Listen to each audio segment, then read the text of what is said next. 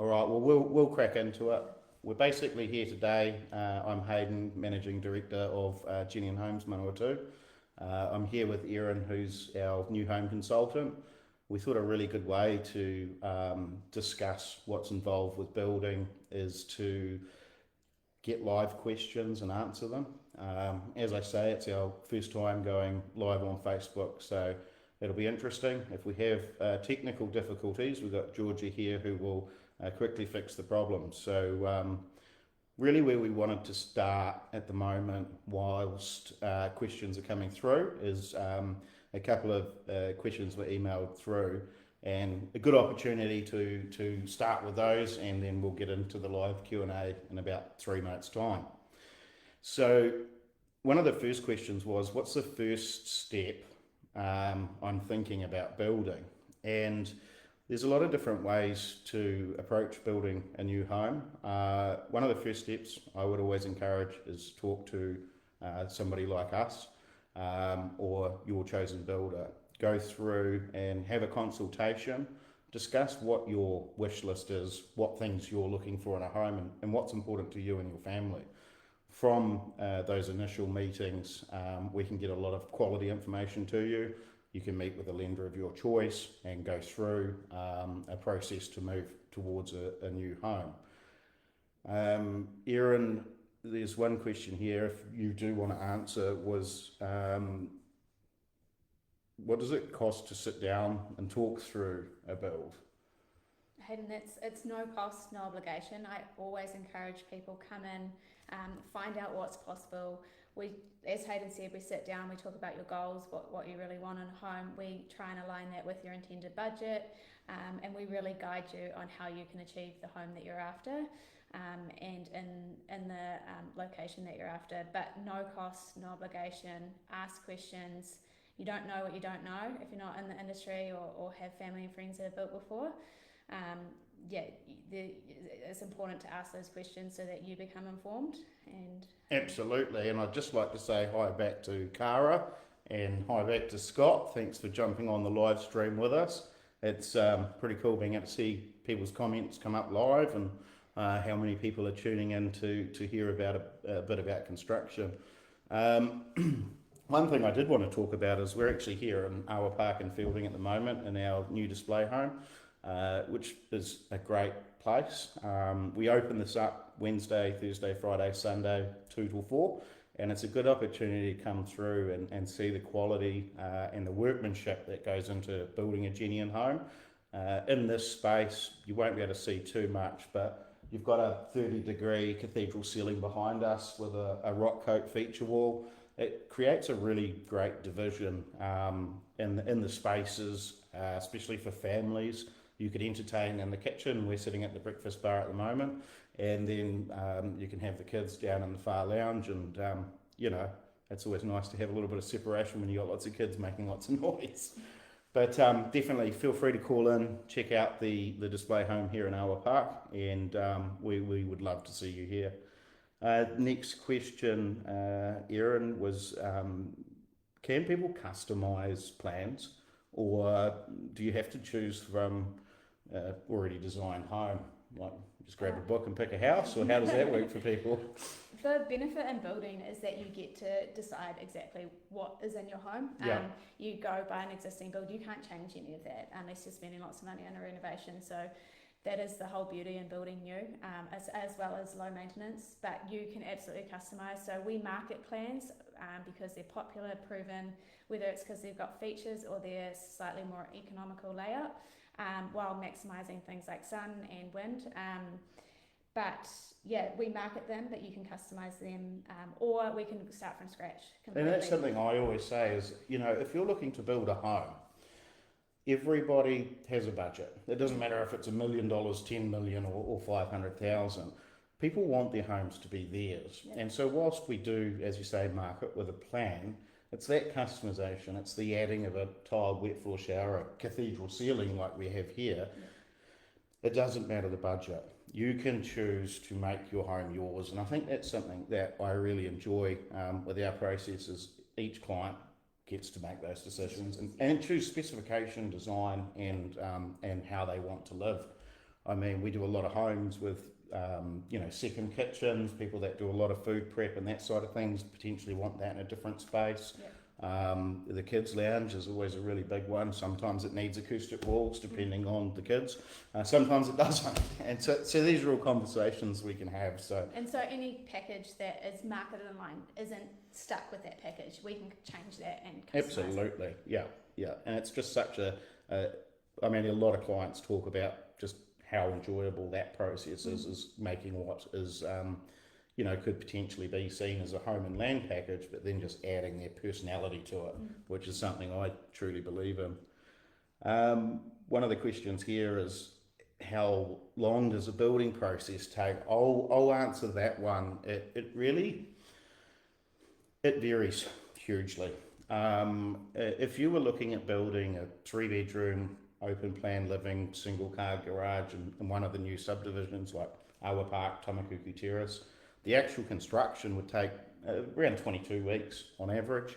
Planning, however, is where the magic happens. It's where you get to make those decisions and change things to suit you.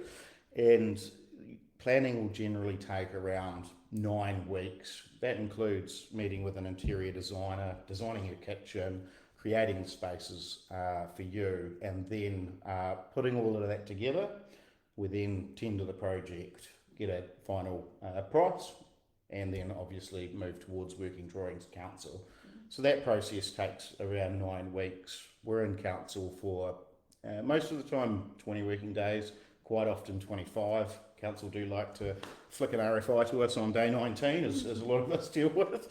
But and then we're into construction. We start homes within 3 weeks of consent issue. One of the big advantages with Jennian Homes is we work alongside a company called Stud Construction. They do 99% of our builds, and they're an excellent team of carpenters. And what that allows us to do is manage that process from initial concept plans to consent and then continuing through that build process. If you were talking about a 2-story, very high-end architectural build with a lot of complex detail, that 22 weeks can extend from 22 to 40. But that's something we would discuss at the time. If you're putting multiple time-consuming features in, it does increase time frames, but it really depends on the design of the home and those sorts of aspects. 2-story houses generally take around 4 to 6 weeks longer. There's a bit of ladder and scaffolding climbing that goes on, and so it just does slow that process down a bit, but we obviously manage that as well.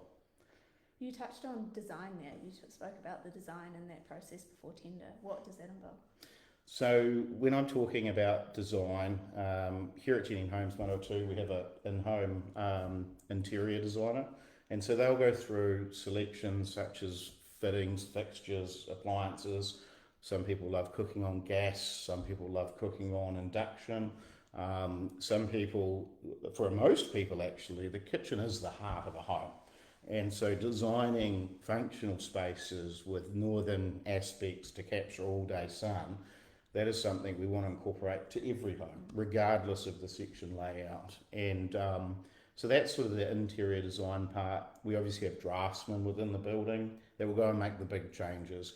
You could have a 3-bedroom home and you want 5 bedrooms on it. We'll adjust that in a way that works for the site, aligns with district plans, and obviously at any time we really do try and minimise resource consents and just keep to the district plan, which does work really well. We can't always avoid a resource consent when we're working outside of the district plan. We then have a process of minimising the amount of times we step outside of that. Can you give an example of what would require resource consent? Quite often, different councils have different sets of rules. Probably the one that we would do either permitted boundary or a resource consent for would be over coverage. So Palmerston North City, for example, has a maximum coverage under 500 square metre section of 40%. And often people might want an alfresco or an outdoor living area. Well, that directly impacts the coverage. On infill sites, we have things like retention tanks, and they will impact site coverage. So often we'll creep over the 40%, to make that as easy as possible, we will always attempt to breach only one area of the district plan. So we keep to 1.5 metre setbacks, 6 metres on garages and things like that. So it's a process for us. We almost see it as crossing your T's and dotting your I's because we do so many. In my history, I've never had a resource consent declined because we know what council want to see and how they want that process managed. But clients, they don't need to worry about it.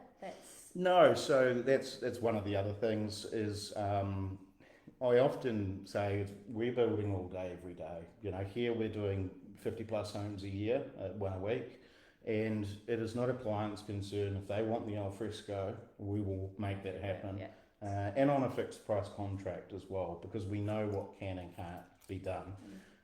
If you want to build 4 stories tall right on the boundary and block out the net, we're probably not going to get that through, but we would give that advice quite early and talk the client through. And then obviously there's suggestions we can make. If something is going to be more challenging to get through council, that's where we would go back and say we could look at these options, adjust these and make it work. But there is always a way.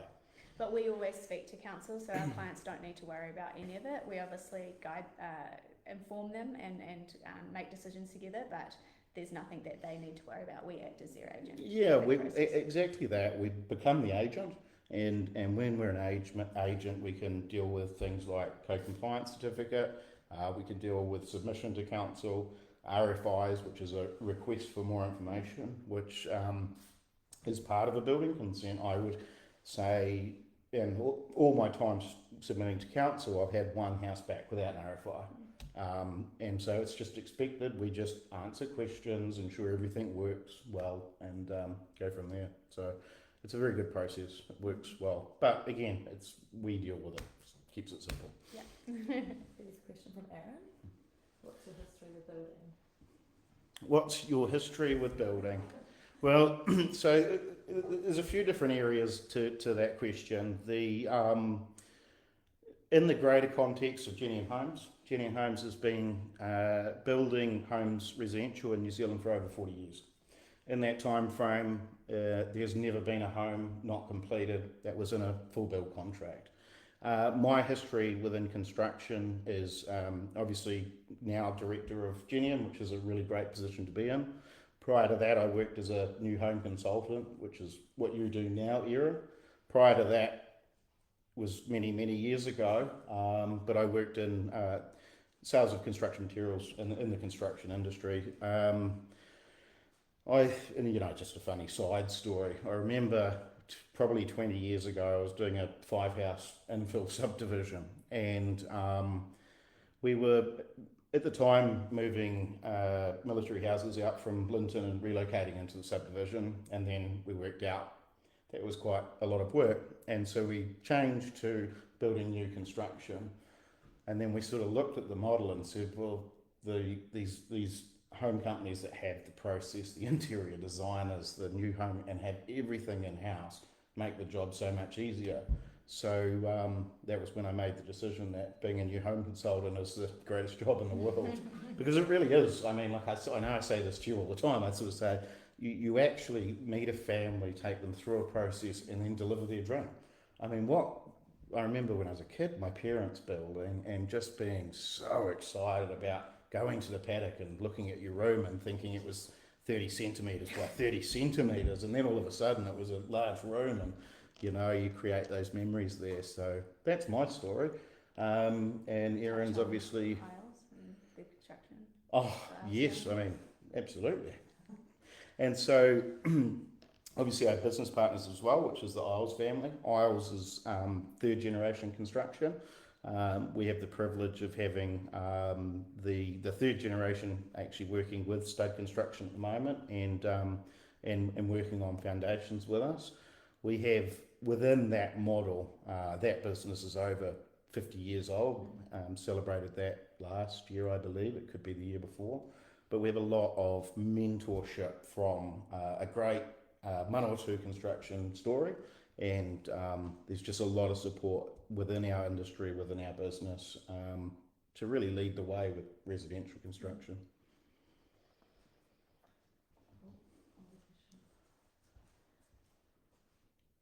This is the awkward silence. Thank you for still being there. Can we put one of those things up where it's like, bleep, bleep, technical difficulties? Hayden, how do we pay, what payment options are there available for a new build? I mean, that's a really great question. It does change and vary. If we go back 10, 15 years ago, probably 95% of work was done through what's called staged claim construction. When we look at a stage claim, it's where a client often would source their section and then enter into a fixed price building contract and then pay as the work is completed. One big advantage is that there are contracts or payment schedules that aren't as fair as others. And so with that, what can happen is there's high loading when the floor goes down and you're almost paying for more than that stage. We have a really clear structure. When the floor is down, you pay for the floor. Roof is on, you pay for the roof. That is stage claim. It works through percentages until it hits 100, which is the day you get the keys to your new home. Now, in certain circumstances, different families in different positions may not be able to secure through a tier 1 lender or a major bank funding for a stage claim. And so what we offer is a turnkey facility, which is where a client will pay a $5,000 deposit and then they will settle on completion of the build. It's a really straightforward way. There's lots of examples of clients that we've built for where it was the best option for them. It could be a family that currently has a mortgage and need to sell their home. They don't want to uproot the family and move into a short-term rental. It can be people downsizing off the family farm that are working through logistics around that. So the biggest thing is it's a conversation. There are not many financial circumstances that I haven't found solutions for. And on top of that, we have lenders that we can recommend, and we work with a lot of mortgage brokers. I know you do as well. And in all fairness, it's quite integral to construction. I know some of the major banks are back offering policies like Back My Bill, which drops interest rates 1.25%, and that works really well during construction. Cool. Yeah, there was a question on, can you explain the difference between stage claim and turnkey? But I guess you're sort of... I've just answered that, but... is turnkey financing available to anyone? Turnkey financing is available to anybody, yeah, absolutely. One of the big points with turnkey lending is that you do need to have a pre-approval from a major lender that would settle upon completion. So no stage claims, $5,000 deposit, and then we settle with the bank at the end. So I think what's important there, noting with turnkey, is that it's like an existing build. So in the bank's eyes, doing a turnkey build is the same as buying existing. Oh, absolutely. It's a really critical point. Yeah. So with a turnkey build, you don't enter into a build contract. You sign an agreement for sale and purchase. The bank views that as an existing house, and so it does mean that your equity position upon settling can be further out than what it could be on stage claim. Yeah. But what it also means is sometimes people can borrow that little bit more because there's deemed less risk from the bank. So yeah, turnkey is a great option for a lot of people. Yeah, just on that risk for the bank, major lenders have obviously seen a lot of ups and downs in the construction industry over a very, very long time. And so what they tend to do is if you went to a bank and applied for $1 million for a build, they contingency load it by 10 to 15%. Different builders have different contingency rankings. And what that means is realistically you're not applying for $1 million, you're applying for 1.1 or 1.15. The turnkey removes that because it's an agreement for sale and purchase. The bank would require a valuation pre-start and potentially an as-built valuation that just shows that the house has been built to the specification that they valued upon. So there is a slight turnkey fee, but that is often not not substantial, and still will put people in a better position than sometimes what they would be in stage claim. So every situation is different, I would I say, agree, and it's yeah. so important to come to chat to us about what's possible, and then go to your mortgage broker or your bank and really understand what is the best for your circumstances. Erin asked, what are some popular design trends you're seeing? I mean, that's a great question. I do love it. Far away. You're more on trend than I am. The H-shaped pavilion home, exactly what we're in right now. Definitely. The big gables out the front, beautiful, just amazing street appeal with that. There's lots. There's a lot of trends.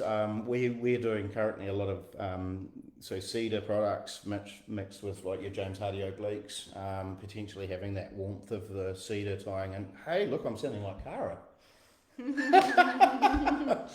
Cara's going to comment and go, no, it's not called warmth, it's like something else. There's always a fancy word for those things. But yeah, really it is the trends is the H shape, the long run and the trim rib roofs, the E-span, that's really back on point.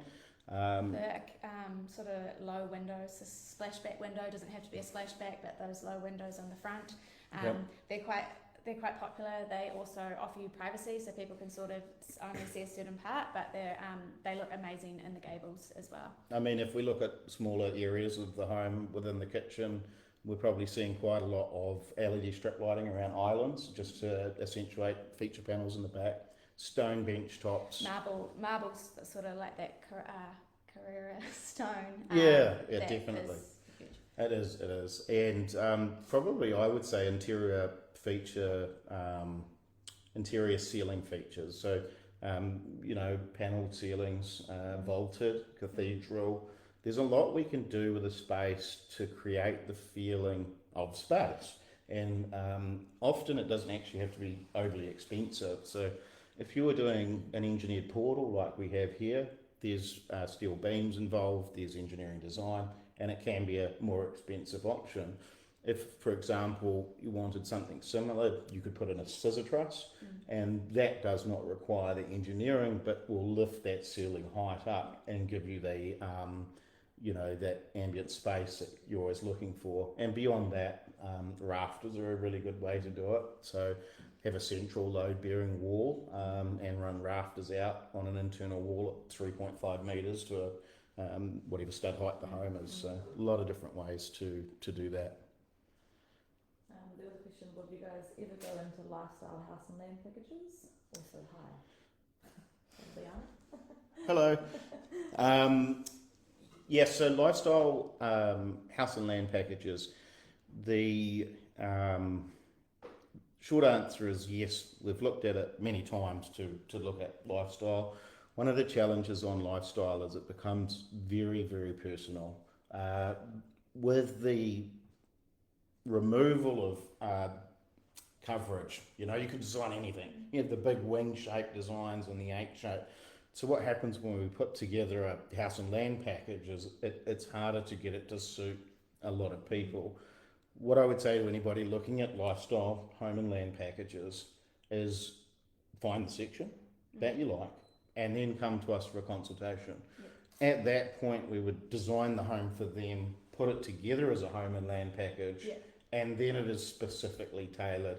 It's probably not something we would market as a standalone house and land, but you could find any section. In fact, I would say, find any section you like, meet with us, design the home, tie it to a budget, put it together, and in a lot of cases that would still become turnkey. Yeah, and that's kind of what I want to debunk as well, is that just because there are packages marketed, that those are just some opportunities. There are so many things out there. We can create a house and land package from any section. So just because it's not marketed doesn't mean that we can't do it. Like Hayden said, you find a section that you like, we can create a house and land package. So there is endless opportunity, and I just encourage you to touch base and see what's possible. And we've got a couple of those under construction at the moment. Some of the higher end turnkeys where clients had very exacting requirements, and we designed a package around it and put it all together.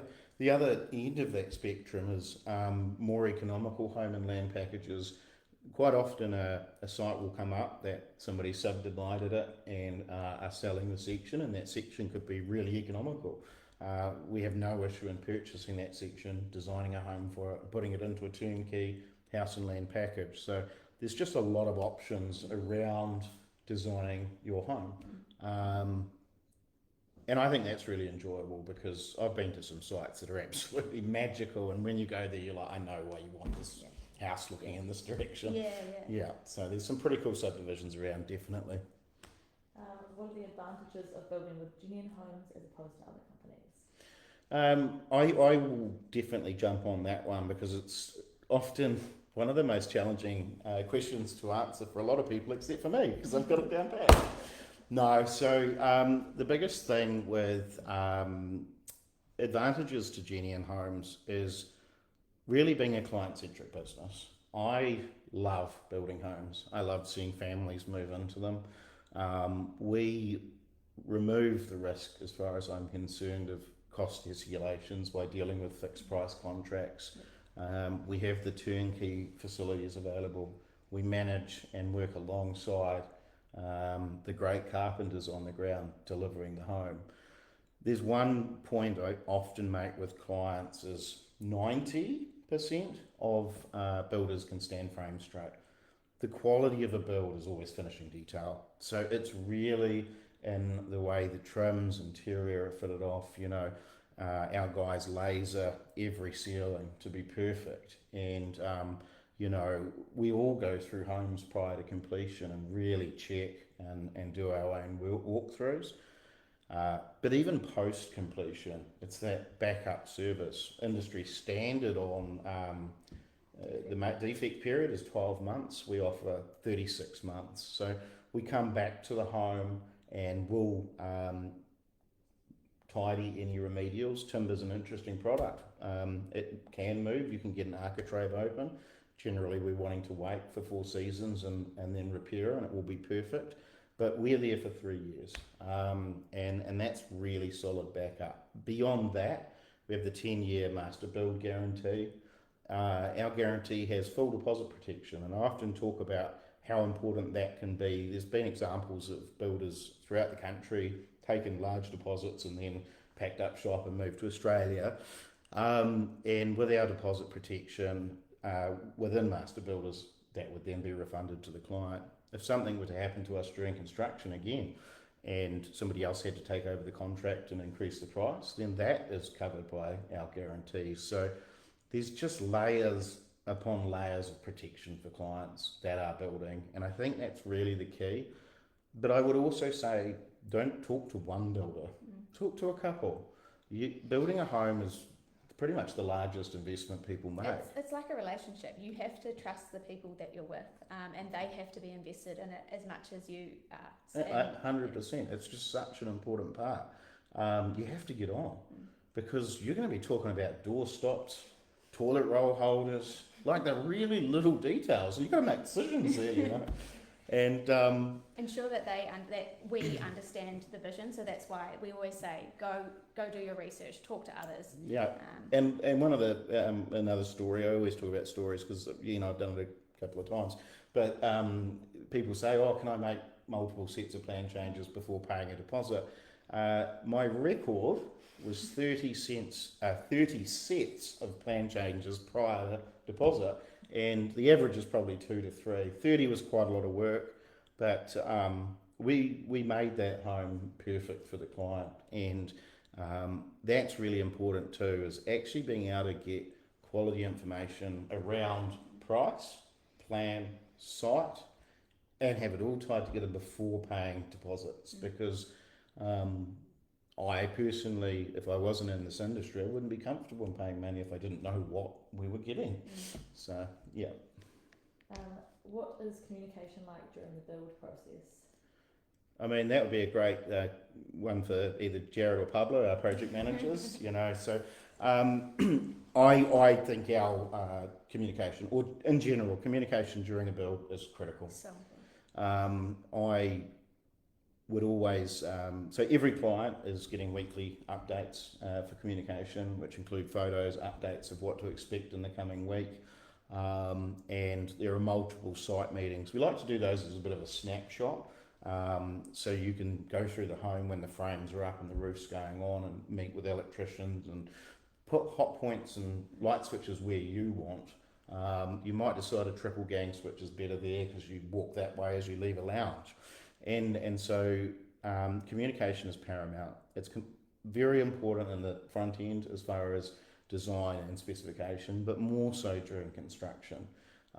We often have clients that are building whilst living overseas, and that's where what we use is called Rave Build, and we have a portal that they can log into and see progress updates, see photographs, and really get a feeling like they're involved in the process.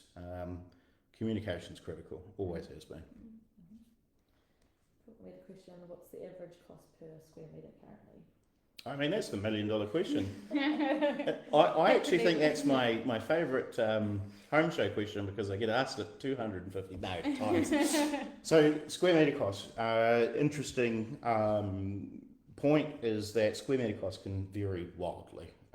If you were right now, because I get asked it all the time, I'm just going to answer it directly. If you were looking to build a 200 square metre house with 4 bedrooms, 2 living areas, kitchen, walk-in pantry and a double car garage, you would be starting from about $2,850 per square. Now, where that comes up, if you're adding decks, fences, driveways, patios, paths, it will lift from there. So that's the house sitting on a site. At Jennian Homes, we don't deliver a house sitting on a site, so our square metre rate for the bulk of clients probably sitting around $3,300.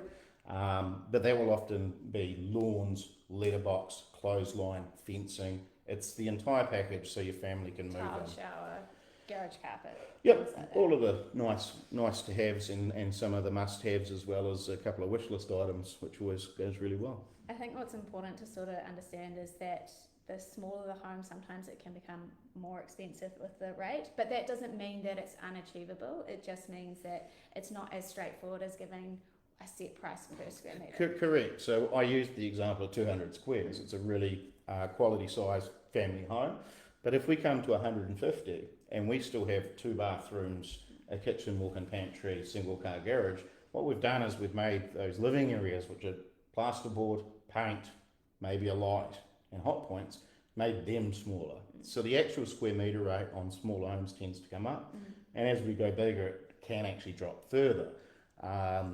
But in most cases, when we're going bigger, we're dealing with some pretty substantial higher stud heights and high-end brick and things like that. And I think the shape of the house also plays a big part in that cost. And so again, just have a conversation, touch base, and we can sort of educate you on and sort of understand what people prefer, whether it's an H shape versus a rectangular shape, because obviously that has less perimeter, so it's slightly more economical. Yeah. Lots Definitely. of variables. Aaron asked, what regions do you guys cover? And maybe you could talk about some of the developments that you've got going on at the moment. Yeah, definitely. Thanks, Georgia.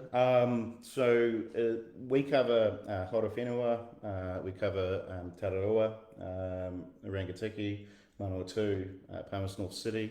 We've got quite a big area, Whanganui as well. So we've got quite a big area that we cover. We have a lot of key relationships with some of the largest developers in New Zealand. Subdivisions like Tamakuku Terrace, which is Palmerston North City's own subdivision. We built a lot of homes there. Awa Park here in Fielding with the Classic Group. And so we have relationships in all of these areas for home and land packages. I've built on stations, 100 kilometres out of Taihape, and the roads get pretty windy up there, farmers' accommodation and things like that. So we cover a really large area, and it's great to be part of it. What are the more economic house shapes in a rural setting?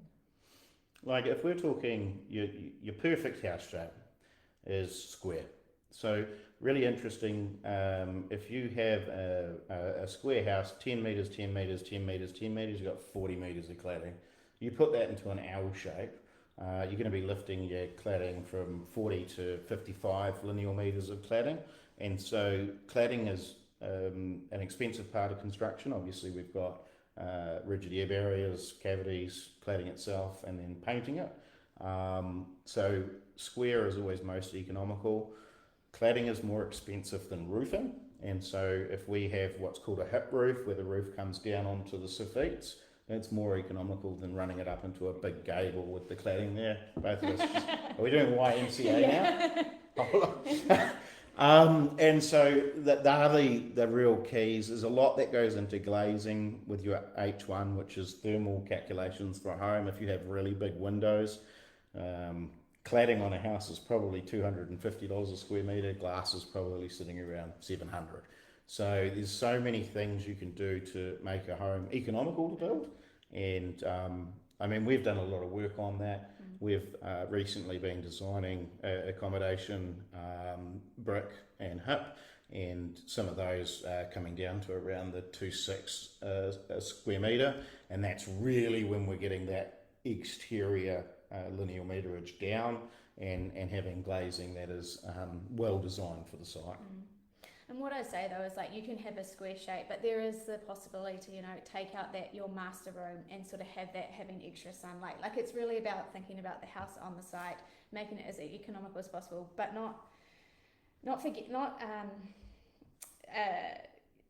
losing, you know, your own personality yeah. into it. Like Yeah. you could punch a master out under a soffit, for example. And it might not be a lot. Don't alter the roof line. It'll have a cove on it, and then you could put windows either side. It could almost Or create a like a slider. bay Yeah, seat. yeah, So there's so much you can do. And there are some things that are really expensive to do, but that's what we're here to guide through, really, isn't it? So, you know, creating storage is really important.